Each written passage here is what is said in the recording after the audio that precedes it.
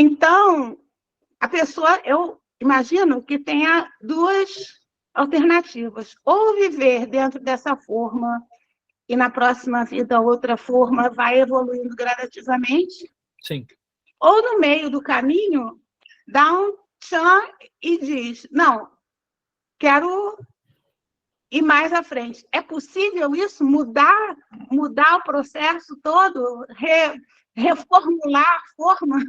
Durante a convivência com o Avatar? Sim. Durante essa vida, a vida que ela está no momento. Não, a forma em si, a forma em si, ela é mais ou menos o que você consegue fazer. Mudanças biológicas, por exemplo, na forma. Você pode transformar um corpo masculino para feminino, né? Um corpo feminino para masculino. Essas mudanças biológicas. Agora você está falando mudanças software.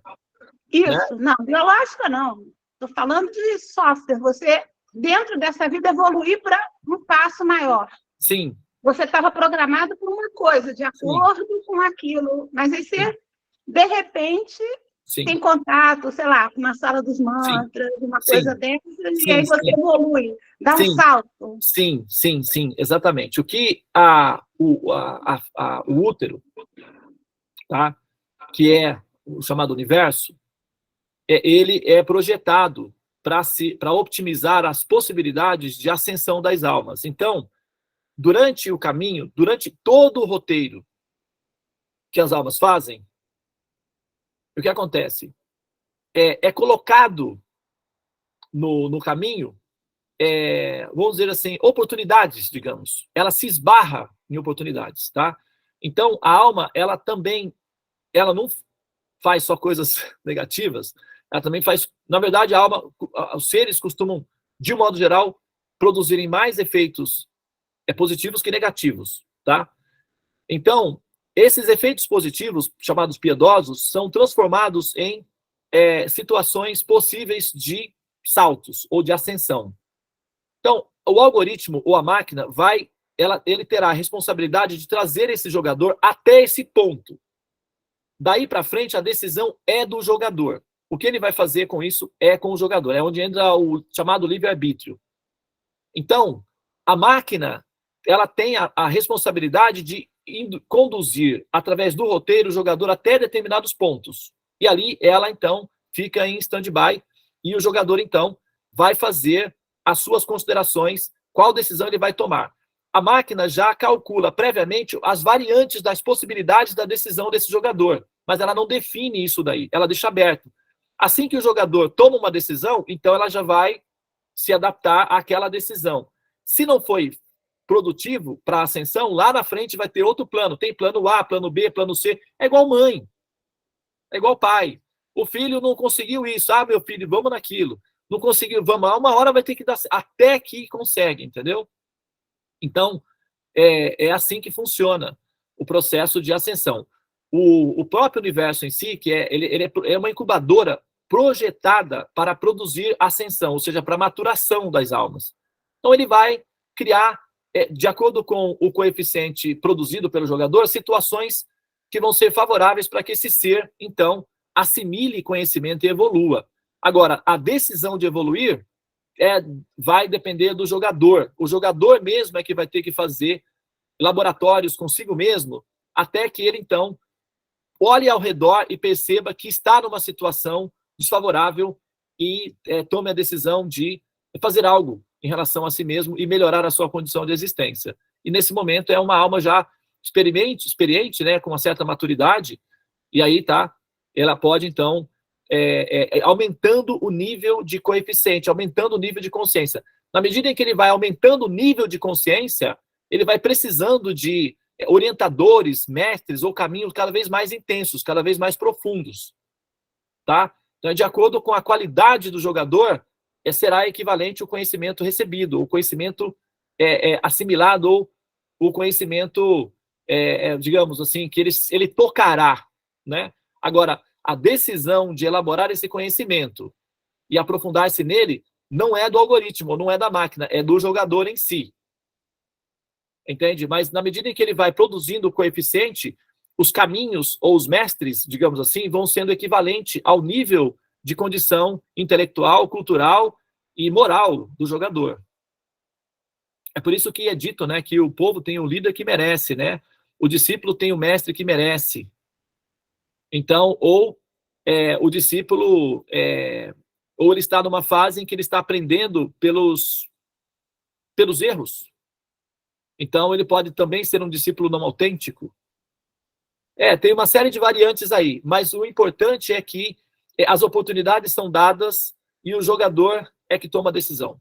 A máquina tem a responsabilidade de levar o jogador até, né, a ponte. Atravessar a ponte é uma decisão que o jogador tem que tomar. Entendi. Às vezes a gente vê, né, na vida da gente ou em outras pessoas que tem uma hora que tem um impasse. Muitas vezes a pessoa evolui, outras fica ali estagnado, aí mais à frente um outro impasse e ela não aprende nunca, né? Tem gente que não aprende nunca, nunca sai daquele mesmo lugar, né? Outros não, conseguem enxergar que aquilo ali, aquilo que surgiu é uma oportunidade de evoluir, né? Mas outros não. Os Vedas, as escrituras védicas, informam que existem 3 tipos de inteligências. 3 qualidades de inteligências, qualidades básicas. Primeira inteligência, aquela que ouve e entende o assunto, só de ouvir. Inteligência número 1. Inteligência número 2 é aquela que ouve, mas não consegue compreender. Precisa ver. Aí, ok, entende. A inteligência número 3 é aquela que ouve, não entende, vê, não entende, precisa viver a experiência para entender. Aí entende. Mas aí também tem inteligência de número 4, número 18, número 366. E por aí vai. Entendeu? Mas as inteligências básicas de nível superior são 3. Aquela que ouve, aprende, aquela que ouve, vê, aquela que ouve, vê e vive. É o suficiente. As outras, elas são consideradas protótipos de inteligências. Elas não são consideradas inteligências ainda. Elas são protótipos ou embriões. Tá bom, entendi. Obrigada. Namastê. Muito bem. Então... Posso perguntar uma coisinha rápida? Sim. Então, rápida. Rapidinha. Mega atrasada para o trabalho. Mas... Rapidinha igual ao Mercúrio. Então, a gente sempre tem a oportunidade de dar um salto quântico. Chamado salto quântico. Não importa a idade. De jeito nenhum. Qual idade? A idade do avatar? A alma é um princípio eterno. Então, como definir a idade da alma? Né? Nós estamos falando da idade do avatar, do personagem que você está vivendo. Esse personagem, ele tem uma durabilidade média de 70 a 100 anos. É o que dura um personagem humano. Agora, o jogador é um princípio permanente. Ele já existiu antes, existe no presente e existirá no futuro. Como um princípio eterno, não há nomenclaturas de presente, passado e futuro. O princípio eterno é sempre presente. Não há futuro nem passado. É uma realidade contínua. Então, definir a idade da alma é bem complicado, a partir do princípio da eternidade. Mas, pensando em termos do avatar, não. Assim, não há definição que impeça isso daí. O que o jogador deve fazer, o que ele tem que fazer? Ele tem que ser esperto, ele tem que tentar, ele tem que se esforçar em ser esperto. Quando ele se depara com conhecimento, não relativizar isso, não fazer disso, tal, e colocar na prateleira e levar no banho-maria. Ele tem que ser esperto para pegar a oportunidade e, sabe, nossa, espera aí, eu tenho uma oportunidade aqui. Entende? Nós temos que ter essa inteligência desperta de enxergar. Por quê? O que acontece, Valci? Primeiramente, nós temos que saber claramente o que nós queremos. Eu vou ser sincero com vocês, tá, gente? E de vez em quando eu falo isso daí, é só para usar como metáfora, tá? Esse mundo, chamado mundo de humanos, predomina um tipo de construção que é bem conhecida dos humanos e, ao mesmo tempo, é bem constrangedor. Chama-se toaletes. Então, é um ambiente cheio de toaletes. Para onde você vai, você vê toaletes. Isso significa que tem pessoas utilizando aquele ambiente ali. E o que quer dizer é que a qualidade dos jogadores que assumem corpos que necessitam ir a um toalete é uma qualidade inferior, porque o corpo não é muito lá aquela coisa toda. Então, quando nós entendemos que isso não é legal, que isso não está muito bom, e aí também tem hospitais, vários hospitais, em todas as cidades que você vai tem hospitais. Então, quando você olha para isso, você fala, espera, isso daí está aí porque alguém está usando. Então, se é um fato que as pessoas têm que usar hospitais e toaletes, é possível que o ambiente não seja muito estável, não seja muito seguro, não seja muito adequado. Se eu tenho compreensão de que isso não é legal, é porque eu tenho a intuição de que tem coisas melhores do que isso. De onde é que vem essa intuição? Essa intuição vem da alma. A alma está destinada a ter corpos estáveis, que produzem felicidade contínua. Mas para a alma alcançar esse nível de corpo, de avatar, ela precisa libertar-se do egoísmo, do egocentrismo, que causa violência. E para libertar-se do egoísmo e do egocentrismo, é preciso o cultivo, o exercício de compaixão, compaixão intelectual, compaixão física, compaixão de si mesmo. É necessário, é o exercício do reinventário moral, da reavaliação moral. Isso dá um pouquinho um pouco de trabalho. Então é mais fácil acomodar-se às sombras. Só que esse comodismo à sombra tem um preço, chama-se letargia. E a palavra letargia vem da raiz let, que em inglês significa deixar, né, ou abandonar. E letargia também tem uma variante que é a palavra letal. E letal significa que causa morte. Então, letargia é letal, causa morte. É uma doença que mata, e não apenas uma vez. Mata, você renasce, ela te mata de novo.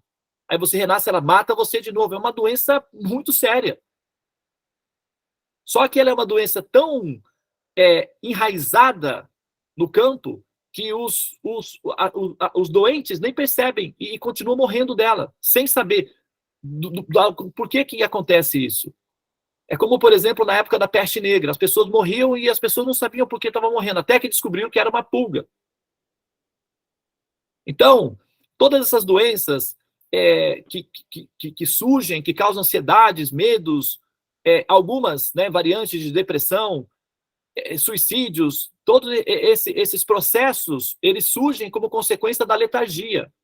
O campo inicial é a letargia, depois lá na frente é que vem os frutos. É uma doença que mata, seriamente. Então o sadhana tem qual função? Tratar as pessoas, as almas da letargia. Sair da condição de ignorância e vir para a condição de iluminação. Entende? Então, agora, nós temos que saber, como o início do raciocínio, aquilo que nós queremos, primeiramente. Então, o que nós queremos? Nos emancipar. Nós queremos evoluir e nos emancipar. Nós não queremos renascer novamente na forma humana. Isso é claro.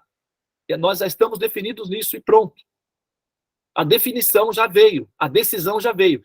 Então, qual é essa função? Nós sabemos o que nós queremos.